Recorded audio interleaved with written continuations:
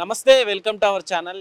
ప్రస్తుతం తెలంగాణలో Marwadi go back నినాదం నడుస్తుందనే చెప్పాలి. సో ఇది మొన్నటి వరకు తెలంగాణలో ఉంటే ఇది ఇప్పుడు కాస్త ఢిల్లీ వరకు కూడా చేరింది. పెద్ద పెద్ద రాజకీయ నేతలు కూడా వీటి గురించి రెస్పాండ్ అవటం కూడా జరుగుతుందన్నమాట. అయితే ఇదే తరుణంలో రీసెంట్గా చూసుకుంటే షాపులు ముందు ధర్నాలు కావచ్చు, సో వాళ్ళ షాపుల్లో తీసుకునే మెటీరియల్స్ ఏవైతే ఉంటాయో సో అవన్నీ ప్రొడక్ట్స్ కూడా చాలా మంచివి కాదన్నట్టు కూడా చాలా వీడియోలు వైరల్ అవుతున్నాయి అనమాట. సో ఒకసారి వీటి మీద పబ్లిక్ ఒపీనియన్ ఎలా ఉందో ఒకసారి అడిగి తెలుసుకుందాం. So let's watch it. Hello brother, చెప్పాను. ప్రస్తుతం అంటే ఇక్కడ తెలంగాణలో ఇప్పుడు మార్వాడి గో బ్యాక్ అంటున్నారు కదా, సో మీ ఒపీనియన్ ఏంటి? మార్వాడి గో బ్యాక్ అనేది తప్పు, అది అట్లా అనరాదు. ఎందుకంటే ఇప్పుడు బిజినెస్లు చేస్తున్నారు, మన గిడంగా ఆర్థికంగా మనకు వస్తుంది కదా, మన రాష్ట్రం గిడంగా బాగుపడుతుంది కదా. వాళ్ళు చేసే బిజినెస్లు వాళ్ళు చేస్తారు, మనం చేసే బిజినెస్లు మనం చేయాలి. ఇప్పుడు ఒక్కొక్క రాష్ట్రం వాళ్ళు ఇప్పుడు మార్వాడిని గో బ్యాక్ అంటారు, రేపు పొద్దుగాలు ఇంకోరు కొడతారు. ఆంధ్రోళ్ళు ఉండరు ఇప్పుడు ఇందుట్లో, మన తెలంగాణలో హైయెస్ట్ ఇప్పుడు ఆంధ్రోళ్ళు ఉండరు, బీహార్ ఉండరు, యూపీ ఉండరు, అందరు ఉండరు. మరి ఈరోజు మార్వాడి గో బ్యాక్ అంటుండ్రు, రేపు ఆంధ్రోళ్ళు నిండా గో బ్యాక్ అంటారు కదా. ఇప్పుడు దేశం మీద అందరికీ స్వేచ్ఛ ఉంది, ఎక్కడైనా బతకొచ్చు. దానికి ఇప్పుడు ఒకరిని కొట్టిండ్రు అని చెప్పి వాళ్ళని అందరు సమ్మె చేయడము, అది చేయడము, బంధం చేయడం అది తప్పు. ఎవరిని ఏం చేసిండ్రు, తప్పు వాళ్ళదేముంది వీళ్ళదేముంది తెలుసుకోవాలి.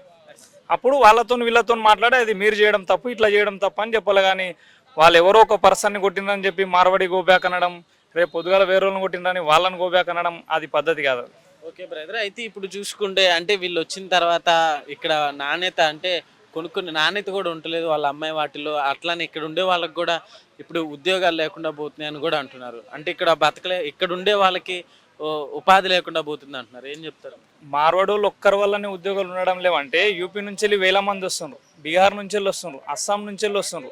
మనోళ్ళు చేయడానికి కాక ఇప్పుడు సాఫ్ట్వేర్ కంపెనీలలో మొత్తం అస్సాం, బీహార్, యూపీ, జార్ఖండ్ వీళ్ళే ఉండరు. హౌస్ కీపింగ్ వాళ్ళు అయినా ఇంకేదైనా తీసుకున్నా మనోళ్ళు చేయాలనుకుంటే చేయొచ్చు, నేర్చుకోవాలి. ఫస్ట్ పనులు మనం ఏది ఉన్నా ఒక వర్క్ మనం అనేది నేర్చుకోవాలి. నేర్చుకుంటే ఎవరైనా అవకాశం ఇస్తారు. ఇప్పుడు మనం గాలికి తిరిగి కాగితాలు ఏరుకుంటే ఎవరు ఇస్తారు చెప్పు?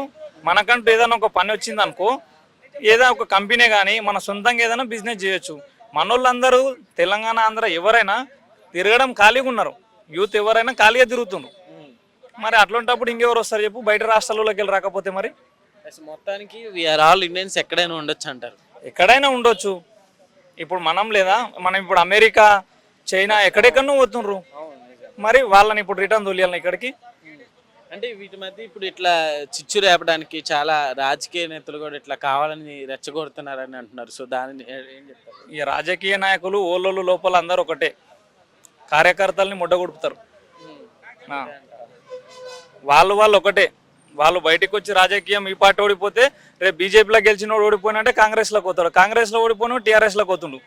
స్టాండర్డ్గా ఉండి అప్పుడు దమ్మున్న లీడర్ అప్పుడు మాట్లాడాలి దాని గురించి. అయితే ఇప్పుడు ఇది ఒక చిన్న బ్యాంకీలో జరిగిన ఇష్యూ కాస్త ఇంత తెలంగాణ మొత్తం అట్లానే ఏపీ వరకు, సో తర్వాత ఇప్పుడు మనం చూసుకున్నాం ఢిల్లీ కూడా చర్చలు నడుస్తున్నాయి.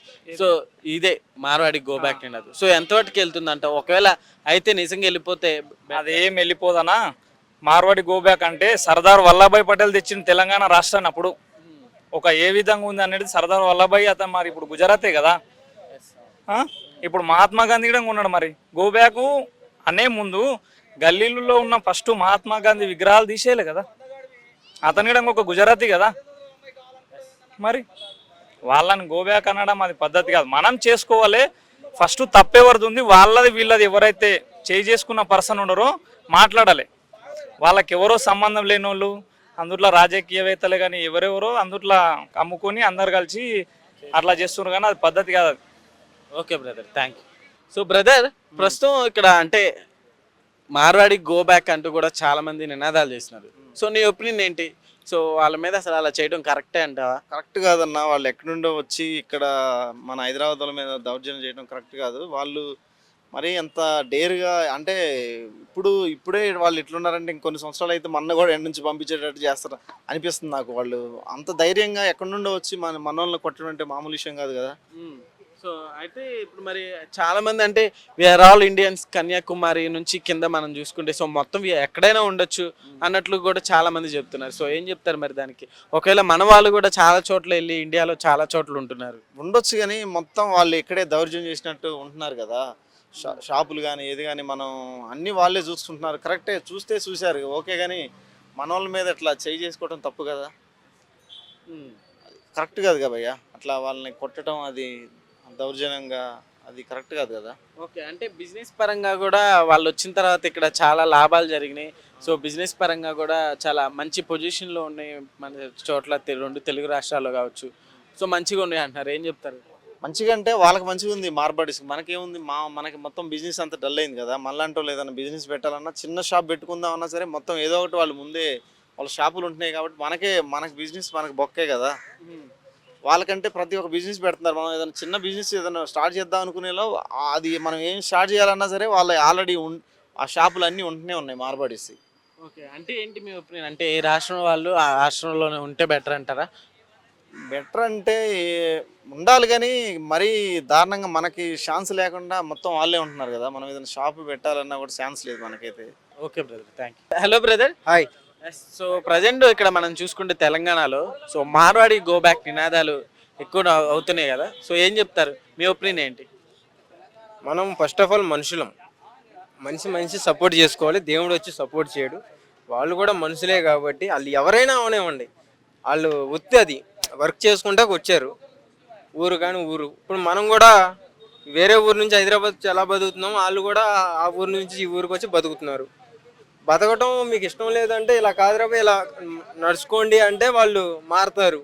అలా కాదు ఉండకూడదు వెళ్ళిపోవాలి అంటే మీది ఎలా ఉంది అంటే లాస్ట్ టైం పాకిస్తాన్ వాళ్ళందరూ కూడా వెళ్ళిపోవాలి అన్నట్టు మాట్లాడుతున్నారు. అది కరెక్ట్ కాదు.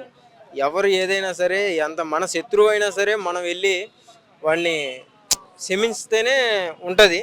సో ఇది కూడా చూడనట్టుగా వదిలేస్తే వాళ్ళ పని వాళ్ళు చేసుకుంటారు, మన పని మనం చేసుకోవాలి, అది నేను అనుకుంటున్నాను. ఓకే, వాళ్ళు వచ్చిన తర్వాత చాలా మందికి ఉద్యోగాలు కావచ్చు, సో సొంతంగా ఏదైనా బిజినెస్ చేసే వాళ్ళకి చాలా తగ్గింది అంటున్నారు, ఏం చెప్తారు? నిజంగా అసలు వాళ్ళు వచ్చిన తర్వాత ఎఫెక్ట్ పడింది అంటారు?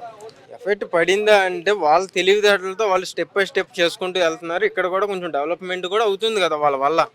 బిజినెస్లు వాళ్ళ వల్ల కూడా పెరుగుతున్నాయి. కొంతమంది లేని వాళ్ళకి కూడా కొన్ని జాబులు వాళ్ళు ఇవ్వటం అయితే జరుగుతుంది షాపుల్లో వీటిల్లో. సో దాని వలన మనం వాళ్ళని పంపించేయాలి అన్న పాయింట్ అయితే నాకు ఎక్కడ కనపడతలేదు. సో వాళ్ళ వల్ల కూడా కొంచెం డెవలప్మెంట్ కనపడుతుంది కాబట్టి వాళ్ళ వల్ల కూడా గవర్నమెంట్ కూడా ఉపయోగపడుతున్నారు. వాళ్ళు కూడా కిస్తులు కడుతున్నారు, అన్నీ చేస్తున్నారు కాబట్టి ప్రతిదీ కూడా ఆలోచించి మీరు అడగాల్సిందిగా కోరుతున్నాను. అది సో అట్లానే ఇప్పుడు మనం చూసుకుంటే వాళ్ళు పేమెంట్ పరంగా చూసుకుంటే సో ఓన్లీ క్యాష్ పరంగానే తీసుకుంటారు. మనం చాలా వరకు ఏ మార్వాడి షాప్లోకి వెళ్ళినా కొన్ని చోట్లే అయితే క్యాష్ పరంగానే ఎక్కువ తీసుకుంటారు. ఆన్లైన్ పేమెంట్ అనేది కొన్ని చోట్ల చూడం. సో అలాంటప్పుడు మనకి ఇక్కడ తెలంగాణ వాళ్ళకి ఇన్కమ్ లాంటిది ఏం ఉపయోగం ఉండదు కదా. మార్వాడీస్ ఏంటంటే ఏ షాప్ అవనివ్వండి, ఎలక్ట్రికల్ అవ్వండి, ప్లంబింగ్ అవనివ్వండి, ఆ ఫోన్లు రిపేర్లు అమ్మనివ్వండి, ఏ అమ్మినా సరే ఆల్మోస్ట్ 99% వాళ్ళ చుట్టాలనే పెట్టుకుంటారు, మన బయట వాళ్ళని పెట్టుకోరు. ఎందుకంటే అరే బయటోడు ఎక్కడ వచ్చి వర్క్ నేర్చేసుకొని వీడు మనకు దెబ్బ కొడతాడు అని బయట వాళ్ళని చాలామంది అసలు వాళ్ళు పెట్టుకోరు 99%. సో వాళ్ళ వల్ల ఏంటి అంటే వాళ్ళు ఒకరికి సాయం చేస్తారు కానీ పని నేర్పారు. అలా తెలివితేటలు వేరు, అలా కథ వేరు. ఎందుకంటే ఎక్కువగా 99% వాళ్ళే ఉంటారు, బయట వాళ్ళు ఉండరు. అది ఓకే బ్రదర్, థ్యాంక్ యూ.